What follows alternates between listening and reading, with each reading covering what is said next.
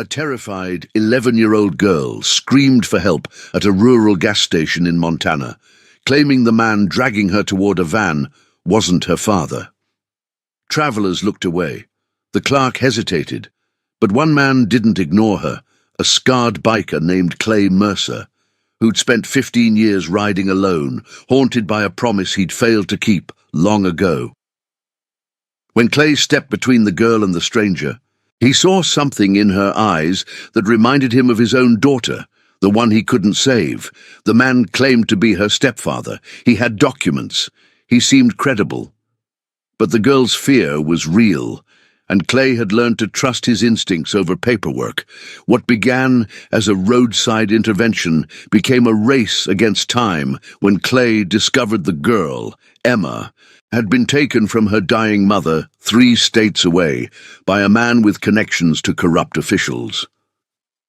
With no badge, no authority, and a past that made law enforcement distrust him, Clay made a call he hadn't made in over a decade, to the brothers he rode with before everything fell apart. By sunrise, 97 motorcycles lined the highway outside that gas station. They came from 3 states, answering a promise they'd made to each other years ago. When one calls, all come. Together, they would uncover a network of falsified custody documents, bribed social workers, and a man who'd been doing this for years, always choosing children whose mothers were too sick, too poor, or too alone to fight back. This is a story about the promise Clay made to his daughter before she died, about the brotherhood that never forgot him, even when he forgot himself, about a little girl who refused to stop screaming until someone finally listened, and about the moment when 97 engines roared to life, not for war, but for justice that the system had failed to deliver. Because sometimes the law looks the other way, but a promise never does.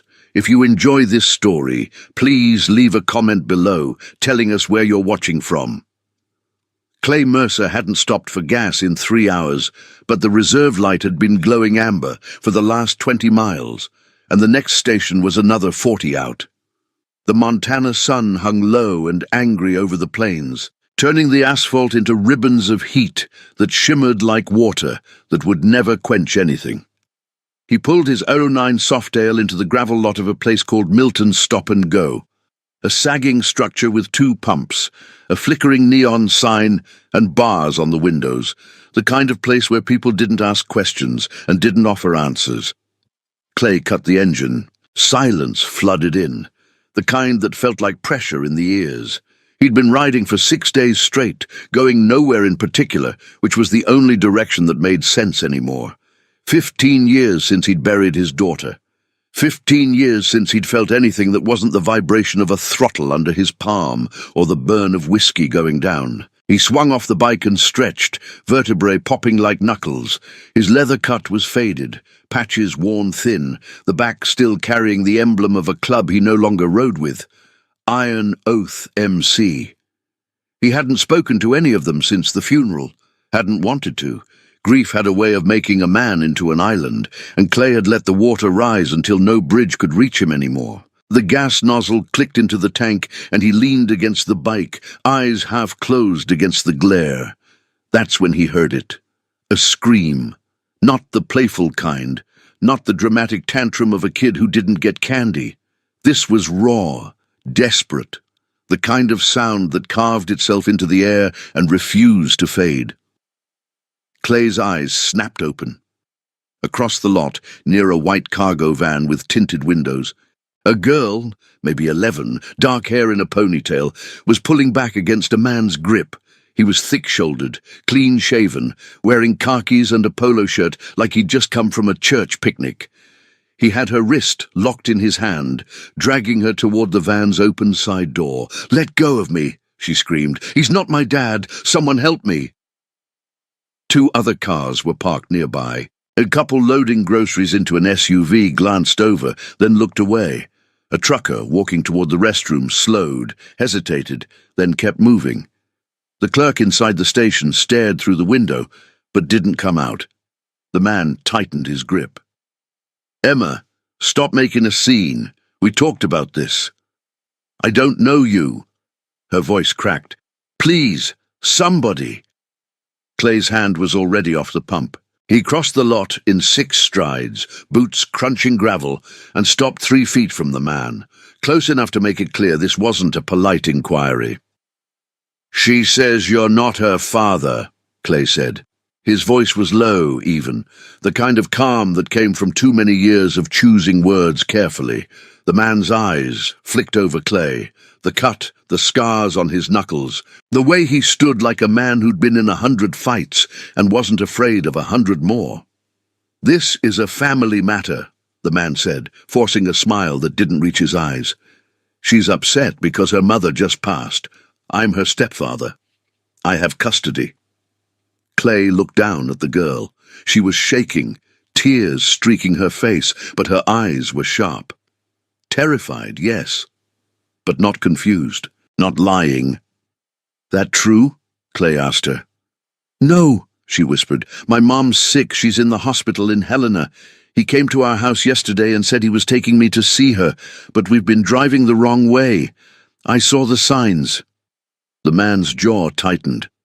"She's confused. Grief does that to kids. I have the paperwork in the van if you need to see it." Clay didn't move. "Then show me." For a moment, the man just stared at him. Then he sighed, like this was all a big inconvenience, and let go of the girl's wrist. "Fine, it's in the glove box." He turned toward the van. Clay stepped between him and the girl. The man stopped. "What are you doing?" "She stays here," Clay said. "You get the paperwork, you bring it back. Simple." The man's smile vanished. "You have no authority here." "Neither do you," Clay said, "until I see something that says otherwise." For 5 seconds, the world was just wind and distant engine hum, and 2 men staring at each other across a line neither wanted to cross first. Then the man's hand moved, not toward the van, but toward his pocket. Clay's instinct was faster. He grabbed the man's wrist mid-reach and twisted. Just enough to stop the motion. The man gasped, tried to pull back, but Clay's grip was iron. "Slowly," Clay said. The man's other hand came up, palm open. Okay, it's just my phone. I'm calling my lawyer." Clay let go, but stayed close. The man pulled out his phone, hands shaking now, and dialed. He put it to his ear. "Yeah, I need you to." "Yes, I know. There's a situation." While he talked, Clay glanced down at the girl. She was staring up at him like he was the first person in days who'd looked at her like she was human. "What's your name?" Clay asked quietly. "Emma," she whispered. "Emma, I need you to stay right behind me. Don't move, understand?" She nodded. The man hung up. "My lawyer's calling the county sheriff. They'll confirm everything." "You're interfering with lawful custody." "Then we wait," Clay said. The man's expression shifted, frustration bleeding into something colder. "You're making a mistake." Clay didn't answer. He just stood there, the girl behind him, the sun sinking lower, and the feeling in his gut that told him he'd just stepped into something far deeper than a custody dispute. Because 15 years ago, he'd ignored his instincts once. He'd let someone convince him everything was fine, and his daughter had paid the price. Not again. Not ever again. 20 minutes later, a sheriff's cruiser pulled into the lot, lights off, moving slow. The deputy who stepped out was young, mid-30s, clean uniform, the kind of cop who still believed the system worked if you followed procedure. His nameplate read Hollis. "Somebody want to tell me what's going on?" Hollis asked, hand resting on his belt, eyes moving between Clay and the man in khakis. The man stepped forward immediately. "Officer, thank God. This man assaulted me and is preventing me from taking my stepdaughter home. I have full custody. Her mother just passed, and she's emotionally unstable." Hollis looked at Clay. "That true?" "She says he's not her stepfather," Clay said. "Says her mother's alive in a hospital in Helena. Says he's been driving her the wrong direction for 2 days. Hollis frowned, then turned to Emma. "Sweetheart, is your mother alive?" Emma nodded, tears welling again. "She has cancer. She's at St. Peter's Hospital. She told me never to go with strangers." The man sighed. pulling a folder from the van. "Here, court order granting me emergency custody, signed by Judge Whitaker in Cascade County. The mother is terminal. She signed over guardianship last month because she knew she wouldn't make it." Hollis took the papers, flipping through them. Clay watched his face, neutral, professional, but there was a flicker of something. Doubt, maybe. Or just the exhaustion of a man who'd seen too many messy custody battles. "These look legitimate," Hollis said slowly. "They're fake," Emma said, voice rising. "My mom never signed anything. She told me she'd never let him take me." "Kids say that all the time during custody transitions," the man said smoothly. "It's normal resistance." Hollis looked at Clay. "Sir, I'm going to need you to step back. This is a legal matter." Clay didn't move. "Call the hospital. Verify the mother's condition and whether she signed custody over." "I don't need you telling me how to do my job." "Then do it." Hollis's jaw tightened. "Step back." Clay held his ground for another 3 seconds, then took one step to the side. Not back, to the side. Still close enough to matter, Hollis pulled out his radio and walked toward his cruiser, speaking low. The man in khakis smiled faintly, adjusting his collar. "You're only making this harder on her," he said quietly to Clay. Clay ignored him, crouching down to Emma's level. "Did your mom ever mention this man before?" Emma shook her head. "He came to our house with another man. They said they were from social services. My mom was too sick to come to the door. I told them to leave, but they said they had a court order. They took me that night." "What hospital is your mom in?" "St. Peter's, room 314. Her name is Linda Hartley." Clay memorized it. Hollis came back, face grim. "Hospital confirms there's a Linda Hartley in oncology, stage 4. She's listed as stable but non-responsive." "Non-responsive?" Emma's voice broke. "She was talking to me 3 days ago." "Medical conditions change fast, sweetheart," Hollis said, not unkindly. "I'm sorry, but the paperwork checks out. I have to let him take you." "No," Emma said. "No, please." The man reached for her arm. Clay's hand shot out, gripping the man's wrist again. "One more thing," Clay said, looking at Hollis. "If this is legitimate, why didn't he just show the papers when I first asked? Why'd he reach for his pocket like he was going for something else?" "He was calling his lawyer," Hollis said. "You saw that." "After I stopped him." Hollis exhaled through his nose. "Sir, I'm giving you one last warning. Interfere again, and I'll arrest you for obstruction." Clay stared at him for a long moment. Then he let go of the man's wrist and stepped back. The man took Emma's arm, gentler now, aware of the audience, and guided her toward the van. She looked back at Clay, eyes wide, pleading, and Clay saw his daughter's face, 13 years old, the last time he'd seen her alive, telling him something was wrong, and him not listening. His hand went to his pocket. He pulled out his phone and did something he hadn't done in 15 years. He opened his contacts, scrolled past names he'd avoided for over a decade, and stopped on one. Rattler. He pressed call. It rang twice. "Clay?" The voice was rough, surprised. "That you?" "Yeah," Clay said quietly, watching the van's door slide shut. "I need the crew." There was a pause. Then, "When?" "Now." Another pause. Longer this time. Then Rattler's voice came back harder. "Where?" Clay gave him the address of the gas station. "We'll be there by dawn," Rattler said. "What are we riding into?" Clay watched the van pull out of the lot, Emma's face pressed against the tinted window. "A promise I should have kept a long time ago," Clay said. Then he hung up and walked back to his bike. Hollis called after him. "Where are you going?" Clay didn't answer.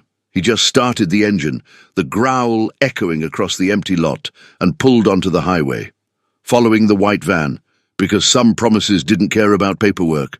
Clay kept 3 cars between him and the white van, staying far enough back that the man wouldn't notice him, but close enough not to lose him when the highway split. The sun had dropped below the ridgeline now, painting the sky in shades of burnt orange and deep violet, the kind of dusk that made everything look like a memory you couldn't quite trust. The van took Route 87 north, away from Helena, away from the hospital, where Emma's mother was supposedly dying. That alone was enough to confirm what Clay's gut had been screaming since the gas station. This wasn't custody. This was something else. His phone buzzed in his jacket pocket. He pulled over onto the shoulder, keeping the van's taillights in sight, and answered. "Clay." Rattler's voice was steady, but there was an edge to it, the sound of a man who'd been woken from a life he thought was over. "I made calls. We got 37 confirmed so far, more coming in. What's the play?" Clay exhaled. 37. In less than an hour. Brothers he hadn't spoken to in 15 years, and they were already gearing up. That was the thing about the Iron Oath. You could leave the club, but the code never left you. "There's a girl," Clay said, 11 years old. Man took her from her dying mother using fake custody papers. Sheriff bought it. I'm tailing him now on Route 87, heading north out of Milton's Corner. Fake papers that fooled a cop? Rattler's tone sharpened. That's not amateur hour. No, it's not. You think it's trafficking. Clay watched the van's brake lights flare as it slowed for a turn. I think it's someone who's done this before, someone with connections. Rattler was quiet for a moment. Then, "Where do you need us?" "I'll follow him to wherever he's taking her. Once I have a location, I'll send coordinates. Don't come in hot. We do this smart. I need intel first." "Smart." Rattler's laugh was short and humorless. "You remember who you're talking to. That's why I called you first." Another pause. Then Rattler's voice softened, just slightly. "We thought you were dead, brother, when you didn't answer after the funeral. We thought you'd—" "I wasn't dead," Clay said. "Just gone. Well, you're back now, and we're with you. All of us." Clay's throat tightened. He nodded, even though Rattler couldn't see him. "I'll send the coordinates in 2 hours. Tell everyone to stay off their phones after that. If this man has the kind of pull I think he does, they'll be monitoring." "Copy that. Ride safe, brother." The line went dead. Clay pocketed the phone and kicked the bike back to life, merging onto the highway. The van was a quarter-mile ahead now, taillights blinking like dying stars. He thought about Emma's face, the way she'd looked at him when the deputy forced her into that van, the same way his daughter had looked at him the night before she disappeared, trying to tell him something without words, hoping he'd understand. He hadn't understood then, but he understood now. Watching from the United States? Drop a comment and let us know what state you're in, and don't forget to subscribe for the next chapter. The van turned off the highway onto a gravel road, unmarked, cutting through dense forest. Clay killed his headlight and followed at a distance, navigating by the faint glow of the moon and the memory of too many night rides through hostile territory. The road twisted, climbed, then leveled out into a clearing where a cabin sat dark against the trees. Not a cabin, a compound. 3 buildings, solar panels on the roofs, security cameras on the corners, a chain-link fence with razor wire, gate open, but clearly functional. The van pulled up to the main building. The man got out, walked around, and opened the side door. Emma climbed out slowly, looking around like a prisoner assessing her cell. The man put a hand on her shoulder, not rough but firm, and guided her inside. Clay stayed on the tree line, 200 yards out, watching.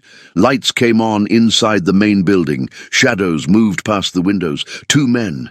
No, 3. This wasn't a halfway house or a foster situation. This was organized. Clay pulled out his phone and took photos of the buildings, the gate, the license plate on the van. Then he backed his bike deeper into the trees and sent the coordinates to Rattler, along with the photos. The reply came in 30 seconds. 97 confirmed. ETA 4:47 a.m. 97. Clay stared at the number. Almost 100 men, dropping everything, riding through the night, because one of their own had called. He thought about Emma inside that building, about how scared she must be, about how many other kids might have been brought here before her, about how the system, the cops, The judges, the social workers, had all looked the other way because the paperwork said everything was fine. But paperwork lied. Documents could be forged. Authority could be bought. A promise, though. A promise between brothers who'd bled together, fought together, lost together. That was something no court could touch. Clay leaned back against a tree and watched the cabin, counting the hours until dawn, counting the seconds until the sound of 97 engines would shatter the silence and make it very clear that some fights didn't care about jurisdiction. The temperature dropped fast once the sun was gone. Clay pulled his collar up and settled into the crouch he'd learned overseas, weight on the balls of his feet, spine straight, breathing slow. A position you could hold for hours without cramping, without losing focus. He'd spent 3 tours in places where falling asleep meant dying, and the muscle memory hadn't faded even after 15 years of trying to forget. The cabin stayed lit until midnight. Shadows moved across the windows. 3 distinct figures, sometimes together, sometimes apart. No sign of Emma. Clay assumed they'd put her in one of the back rooms, away from the windows, away from anyone who might be watching. Smart, careful, professional. That was the part that made his jaw tighten. This wasn't some desperate addict snatching a kid for ransom. This was a system, a machine. And machines like this didn't run without fuel. Money, connections, people in power who made sure no one looked too close. At 12:47 a.m., a second vehicle arrived. A black SUV, windows tinted, no front plate. It parked next to the van, and a woman stepped out. Mid-50s, grey hair pulled into a tight bun, wearing a blazer despite the hour. She carried a briefcase. The man from the gas station met her at the door. They talked for 2 minutes, too quiet for Clay to hear. Then went inside together. Clay took more photos. At 1:15 a.m. his phone buzzed. A text from Rattler. 68 bikes rolling. Rest meeting us at Waypoint. How's it look? Clay typed back. 3 hostiles confirmed, maybe 4. 1 new arrival. Female, 50s, professional. Looks like a lawyer or social worker. No movement on the girl. Rattler. We go in hard. Clay. No, we go in loud. I want them scared, not dead. This ends with confessions, not body bags. Rattler. Copy. See you at dawn. Clay pocketed the phone and shifted his weight. His knees ached. His back ached. Everything ached. 15 years of running from himself had left him in worse shape than 3 tours of combat ever did. But none of that mattered right now. At 2:30 a.m., the lights in the cabin went out.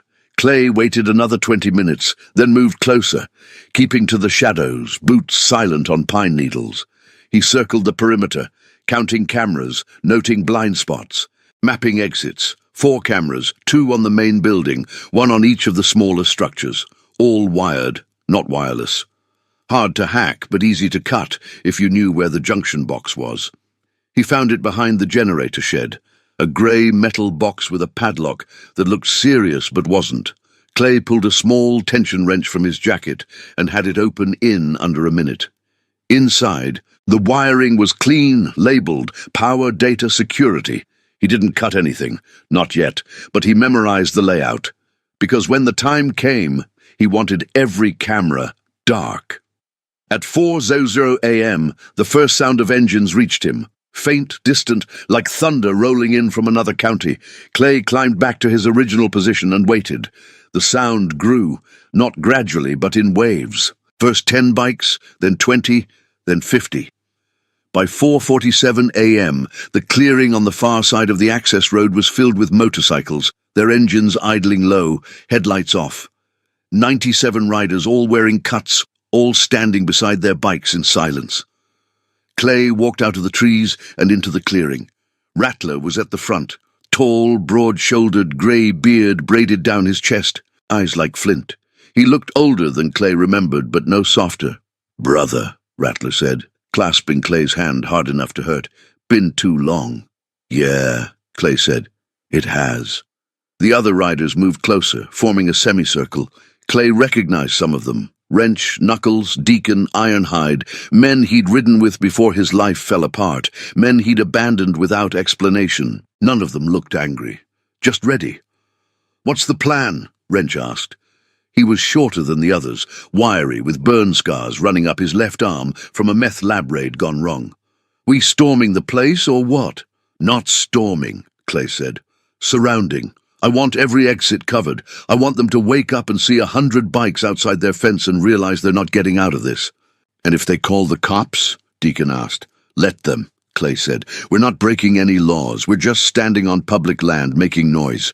But when the cops show up, I want them to see what we found inside that cabin.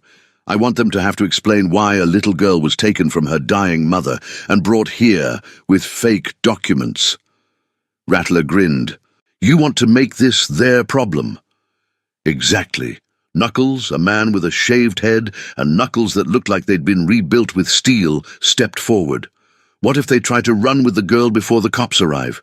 Clay's expression went cold. "Then we stop them, non-lethal, but we stop them." There was a murmur of agreement. Rattler checked his watch. "Sun's up in 43 minutes. We move on your signal." Clay nodded. "Positions in 30. I'm cutting their cameras first. When you hear the engines start, that's the signal." The riders dispersed, moving quietly through the trees, surrounding the compound from all sides. Clay watched them go, feeling something he hadn't felt in 15 years. Purpose. He walked back to the generator shed, opened the junction box, and pulled the wire cutters from his jacket. At 5:29 a.m., with the first grey light bleeding into the sky, he cut the security line. The cameras went dark, and then, in the silence that followed, Clay pressed the ignition button on his bike. The engine roared, and 96 others answered. The noise was biblical. 97 engines, all roaring to life at once, shattered the pre-dawn silence like a hammer through glass. The sound rolled across the clearing, through the trees, and slammed into the compound with the weight of a freight train. Birds exploded from the canopy. The ground itself seemed to vibrate. Inside the main building, lights snapped on. Clay sat on his bike at the head of the line, directly in front of the gate, engine idling now, eyes fixed on the door. Behind him, the other riders formed a crescent, not aggressive, not advancing, just there, a wall of leather, chrome, and iron will. The door to the cabin opened. The man from the gas station stepped out, still in his khakis, but his hair was messed now, his face pale. He stared at the bikes, at the riders, at the sheer number of them, and his hand moved instinctively toward his pocket. Clay revved his engine once, a warning. The man froze. Rattler pulled up beside Clay, cutting his engine. "You want to talk? Or you want me to?" "I'll talk," Clay said. He swung off his bike and walked to the gate, stopping just outside the chain link, close enough to be heard, close enough to be a problem. "Where's the girl?" Clay called. The man's jaw worked. He glanced back at the cabin, then at Clay, then at the riders, calculating, trying to figure out if this was something he could bluff his way through. "This is private property," the man said, voice shaking. "You're trespassing." "We're on the access road," Clay said. "Public land. We're just out for a morning ride. Coincidence we ended up here." "Bullshit." Clay smiled, but there was no warmth in it. "Where's the girl?" "I don't know what you're talking about." "Emma Hartley. 11 years old, dark hair. You took her from a gas station yesterday, claiming you had custody. Funny thing, though. I called St. Peter's Hospital, talked to a nurse. Linda Hartley never signed over guardianship. In fact, she told the nurses that if anyone tried to take her daughter, they should call the police." The man's face went grey. "So I'm asking again," Clay said, quieter now. "Where is she?" The door opened wider. The woman with the briefcase stepped out, adjusting her blazer, like this was a business meeting. "Gentlemen," she said, voice clipped and professional, "I'm Margaret Winslow, legal counsel for the Bright Futures Foundation. The child in question is here under a valid court order.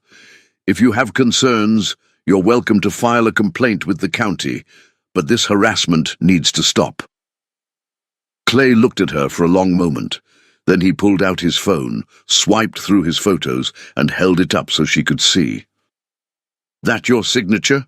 he asked. The photo was a scan of the custody document the man had shown Deputy Hollis. At the bottom, a signature, Judge P. Whitaker. Winslow's expression didn't change. "Yes, that's the judge's signature." "Funny thing," Clay said. "I called the Cascade County Courthouse this morning, talked to a clerk. Judge Whitaker died 6 months ago." The silence that followed was absolute. Winslow's face twitched. Just a fraction. Just enough. Clay stepped closer to the gate. "You forged a dead judge's signature to steal a little girl from her dying mother, and you've probably done it before. How many, Margaret? How many kids have you taken?" "This is slander," Winslow said, but her voice was thinner now. "I'm calling the police."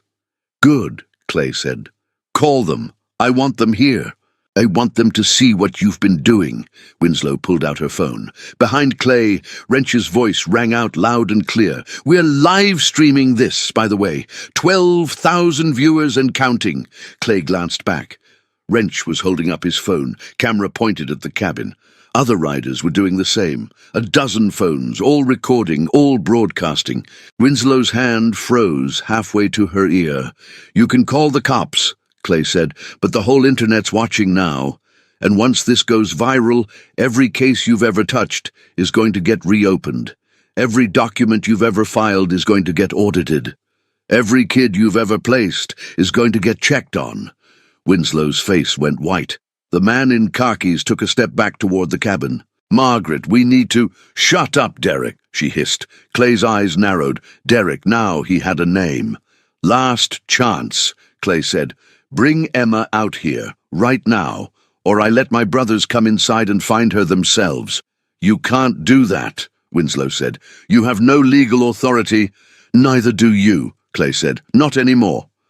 For 5 seconds, no one moved. Then, from inside the cabin, a small voice. "I'm here! I'm in here!" "Emma!" Clay's heart slammed against his ribs.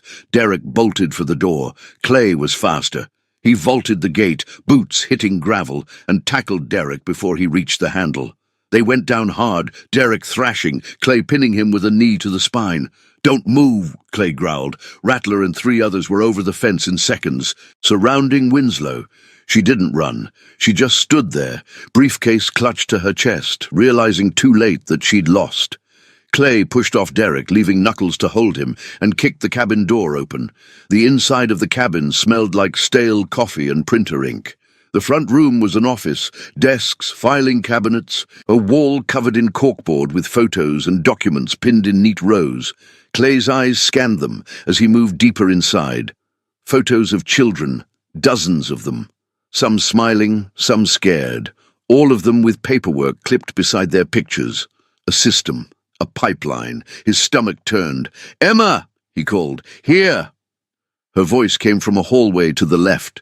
Clay moved fast, boots echoing on hardwood, and found a locked door at the end of the hall. He didn't bother with the knob, just kicked it once, hard, and the frame splintered. Emma was inside, sitting on a narrow bed, hands clutching a blanket. Her eyes went wide when she saw him, then flooded with tears. "You came back," she whispered. Clay crouched down in front of her, making himself smaller, less overwhelming. "Yeah, I came back. Are you hurt?" She shook her head. "They didn't hurt me. They kept saying my mom was dead. They kept saying I had to forget about her." Clay's jaw tightened. "Your mom's alive, Emma. I called the hospital. She's stable, and we're going to get you back to her." Emma launched herself forward, wrapping her arms around his neck, sobbing into his shoulder. Clay held her, one hand on her back, feeling the weight of every promise he'd ever broken and every one he was about to keep. "It's okay," he said quietly. "You're safe now." Behind him, Rattler appeared in the doorway. "Cops are 2 minutes out. We got everything on camera. The forged documents, Winslow admitting to the Foundation, all of it. This is over." Clay nodded, still holding Emma.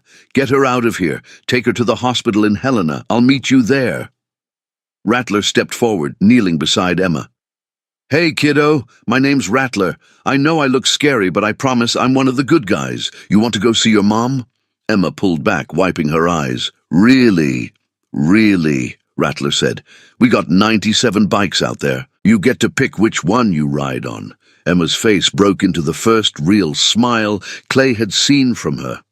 "Can I ride with him?" She pointed at Clay. Clay's throat tightened. He nodded. "Yeah, you can ride with me." If you're enjoying this story, please hit the like button and share it with someone who needs to hear it. They walked out of the cabin together, Emma holding Clay's hand. Outside, the clearing was chaos. Police cruisers, lights flashing, deputies moving through the crowd of bikers, taking statements. Winslow and Derek were in cuffs, being loaded into separate cars. Deputy Hollis stood near the gate, looking shell-shocked.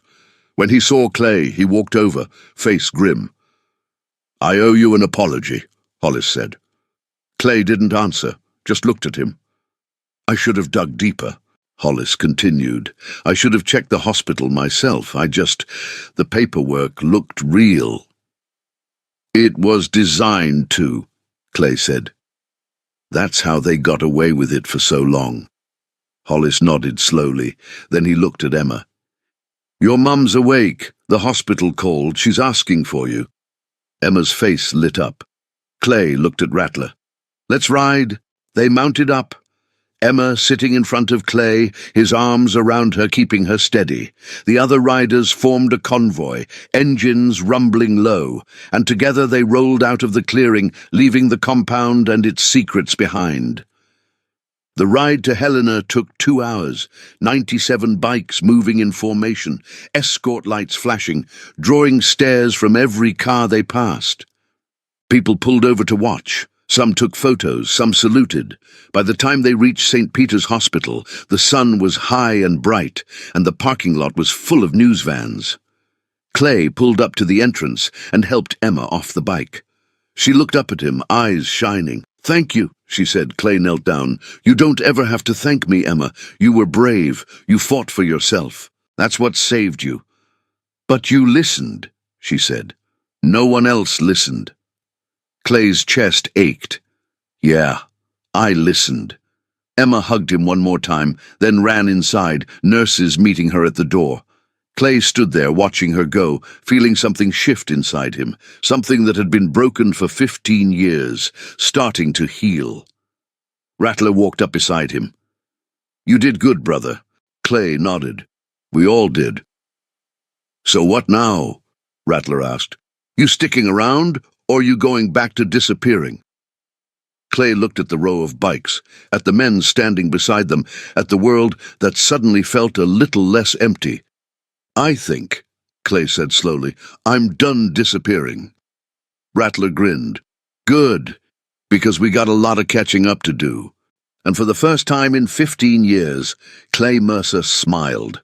Clay stood in the hospital lobby, boots still dusty from the ride, leather-cut drawing stares from visitors and staff alike. He didn't care.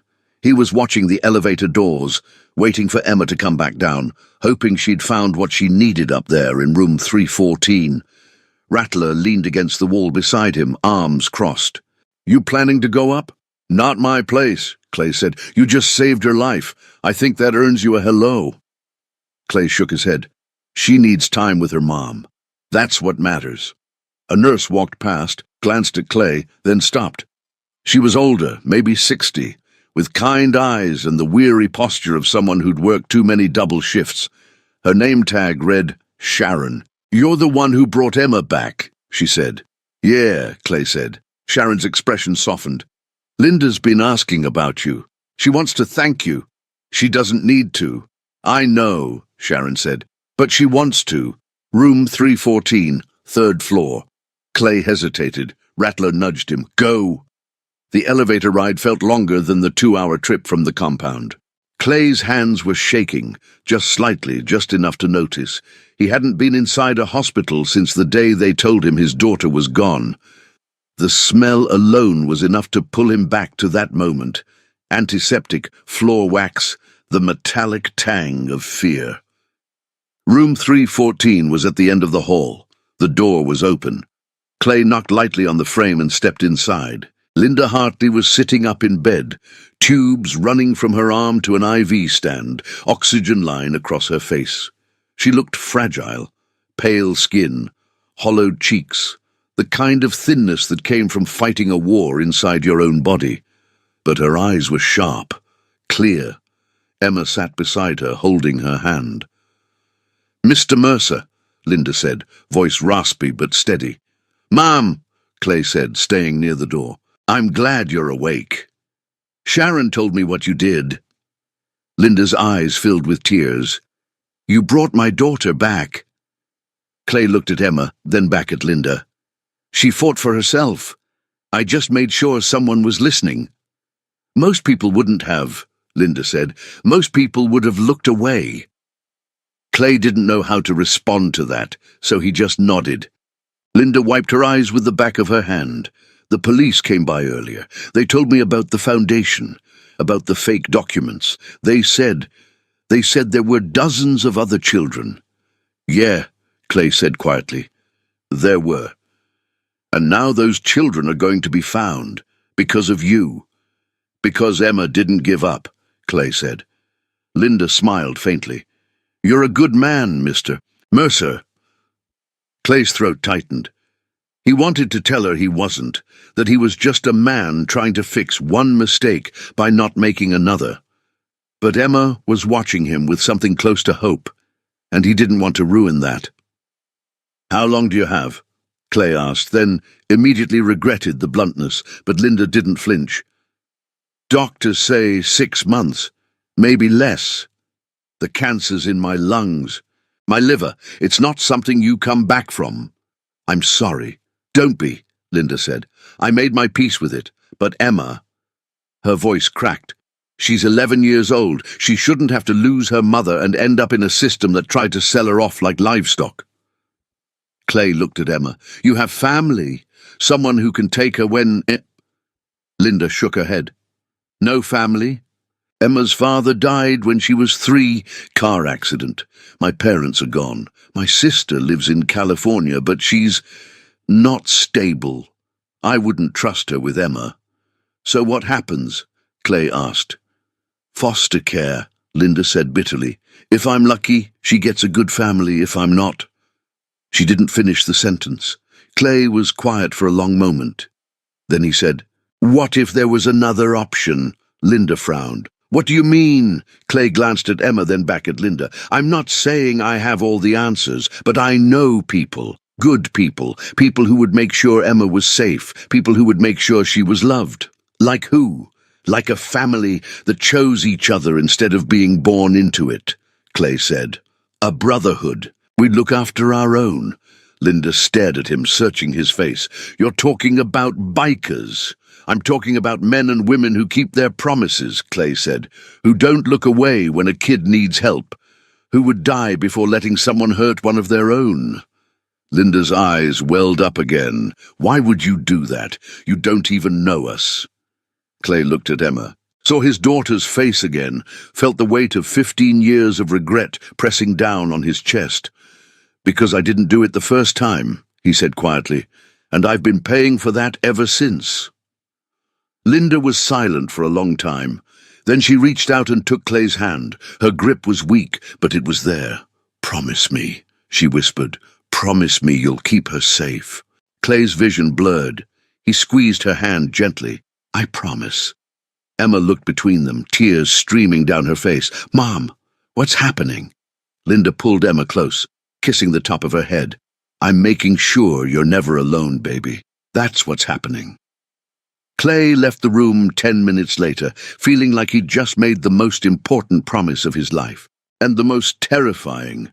Rattler was waiting by the elevator. "How'd it go?" Clay didn't answer right away, just stared at the floor, hands in his pockets. "She's dying," Clay said finally. 6 months, maybe less. And Emma has no one. Rattler's expression darkened. "Damn. I told her we'd take care of Emma," Clay said. "I told her she'd be safe with us." Rattler looked at him. "You sure about that?" "No," Clay admitted, "but I wasn't sure about this morning either, and we made it work." Rattler was quiet for a moment. Then he clapped Clay on the shoulder. "Then we'll make this work too. We'll talk to the others, set something up. She won't be alone."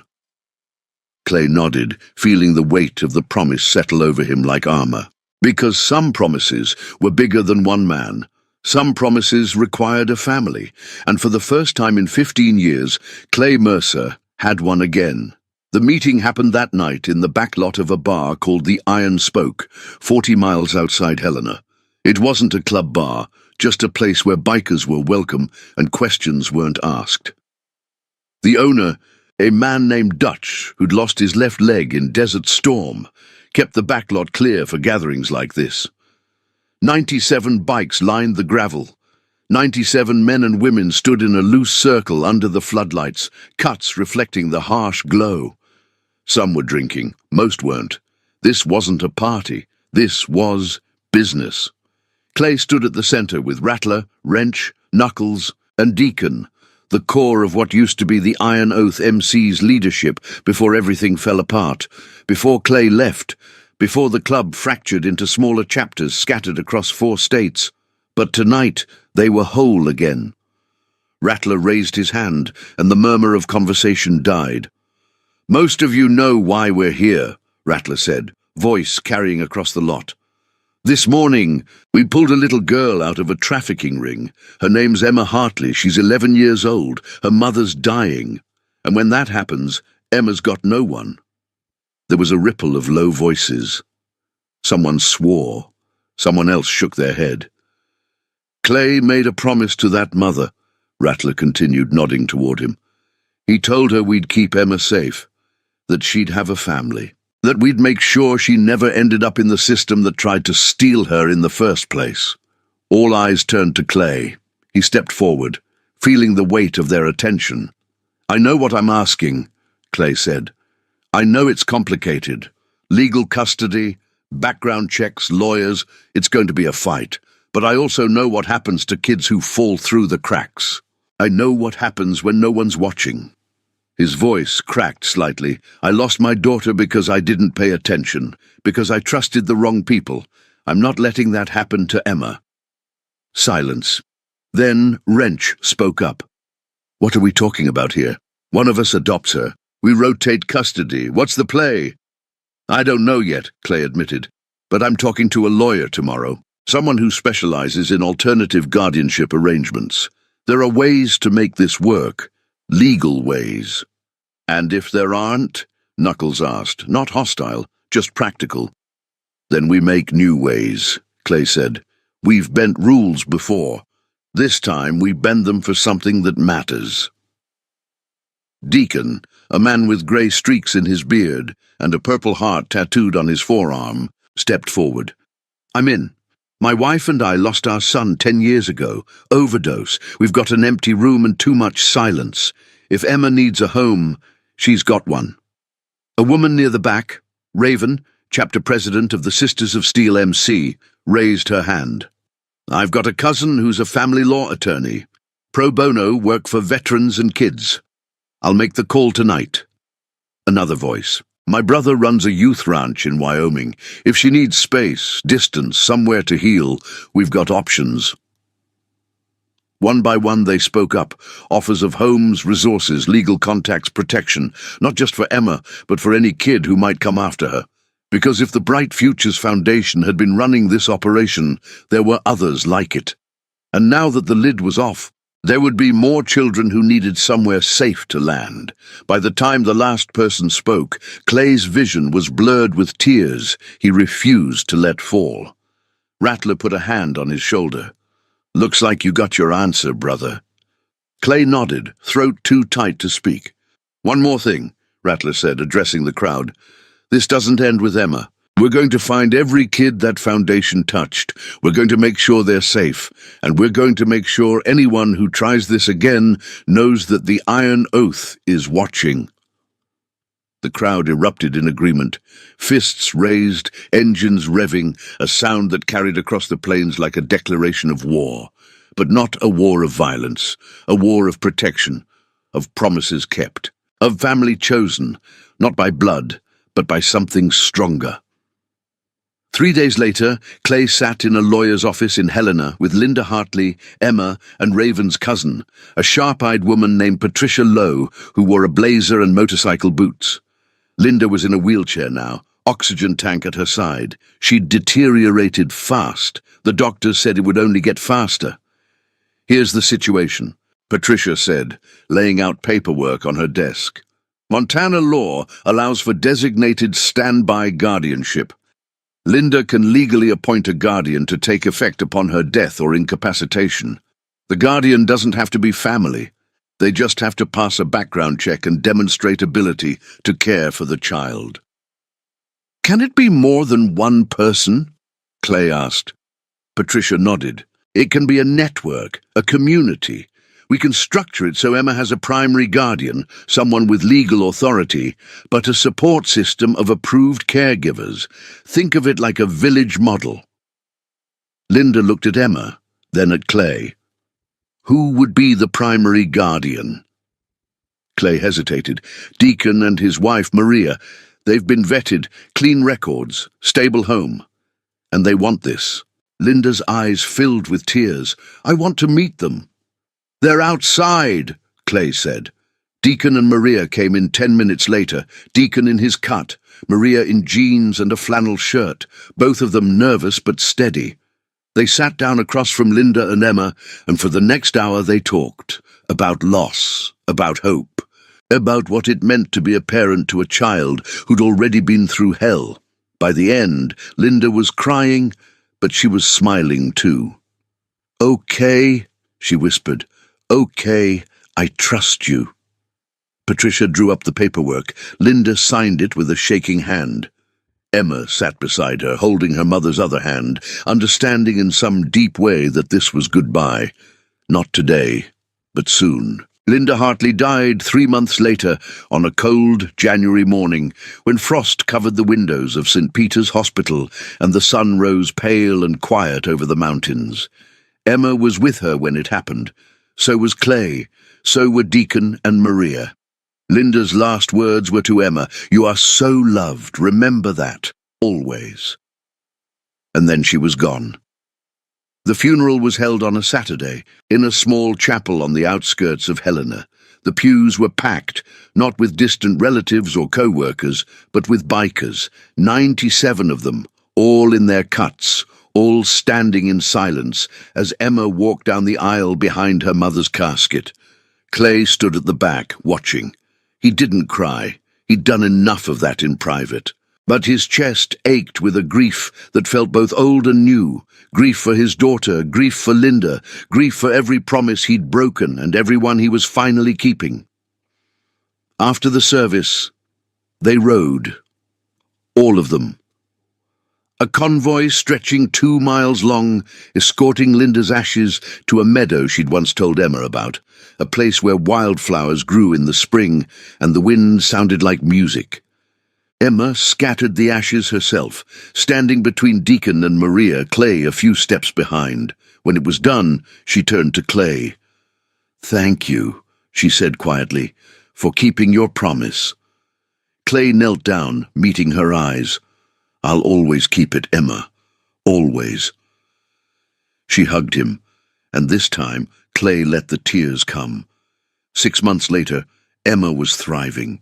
She lived with Deacon and Maria, attended a good school, and saw a therapist twice a week, but she also spent weekends at the clubhouse, learning to work on bikes with Wrench, baking with Raven, and riding on the back of Clay's Softail when the weather was good.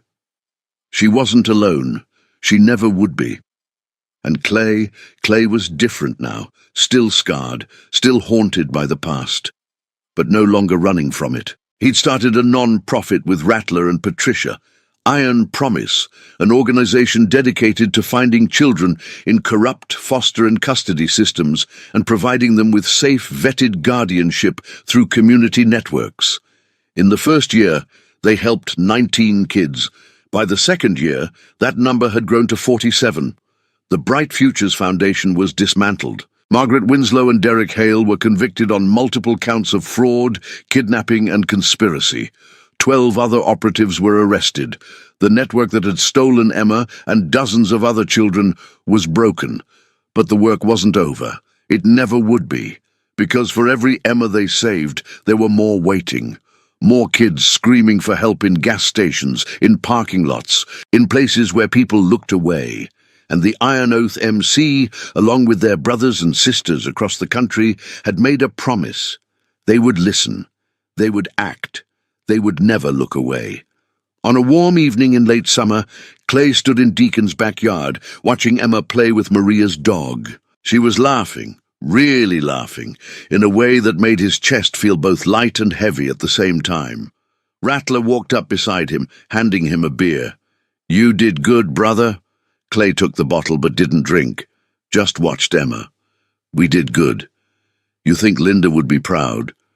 Clay nodded. "Yeah, I think she would." They stood there in silence for a while, the sound of Emma's laughter mixing with the distant rumble of motorcycles on the highway. "You ever think about what would have happened if you hadn't stopped that day?" Rattler asked. Clay's jaw tightened. "Every day." "But you did stop." "Yeah," Clay said quietly. "I did." Rattler clapped him on the shoulder. "That's the difference between who you were and who you are now." Clay finally took a sip of his beer, letting the words settle, because 15 years ago he'd failed to keep a promise. He'd lost his daughter because he hadn't listened, hadn't acted, hadn't been there when it mattered most. But Emma was alive. Emma was safe. Emma had a future, and that was a promise he would keep for the rest of his life, not just for her, but for every child who needed someone to hear them when they screamed, someone to stand between them and the darkness, someone to keep their word, no matter the cost. Because that's what family did. And the Iron Oath MC, 97 strong and growing, was family. Thank you so much for watching this story. If it touched your heart, please subscribe to the channel and hit the notification bell so you never miss another story of courage, redemption, and promises kept. Share this with someone who needs to hear it.